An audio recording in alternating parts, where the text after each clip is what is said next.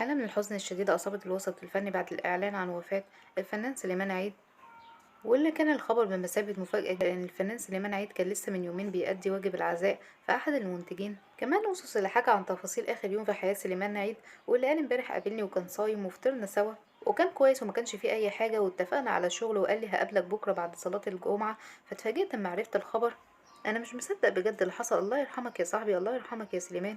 ونوع أصدقاء الفنان سليمان عيد من الوسط الفني الراحل عن طريق بوستات على حساباتهم الرسمية، زي الفنان أحمد السقا اللي شارك بوست قائلا: إن الله وإنا إليه راجعون، مع السلامة يا سليمان، مع السلامة يا صاحبي، يا عشرة العمر، يا أطيب خلق الله.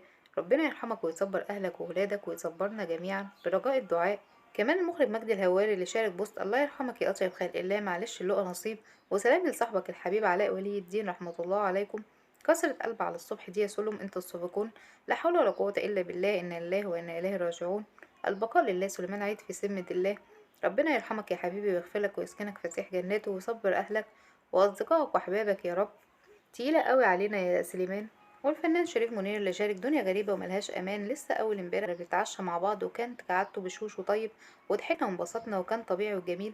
لكن إرادة الله فوق. حبيبي يا سليمان في الجنة إن شاء الله، عمرك ما زعلت حد ولا غلطت في حد، وطول عمرك طيب وخلوق وصاحب صاحبك ومصلي وعمرك ما اتغيرت. اللهم ارحمه ولقنه حجته واغسله بالماء والثلج والبرد، اللهم اجعله في ذمة النبيين والصديقين والشهداء والصالحين وحسن أولئك رفيقا، وإنا لله وإنا إليه راجعون. الفاتحة. وكتير من زملاء الفنان سليمان عيد اللي شاركوا بوستات على حساباتهم الرسمية نوعوا من خلالهم الراحل بكلمات من الحزن والأسى.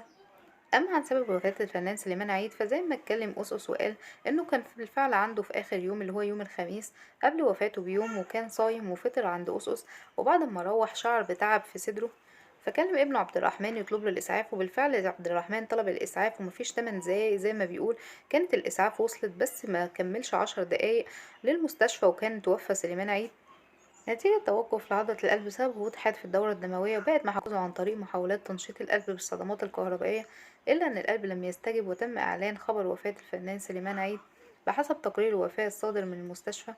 وأعلن خبر وفاة ابنه عبد الرحمن عن طريق مشاركته بوست على حسابه الرسمي معلنا وفاة الفنان سليمان عيد عن عمر يناهز 64 عام.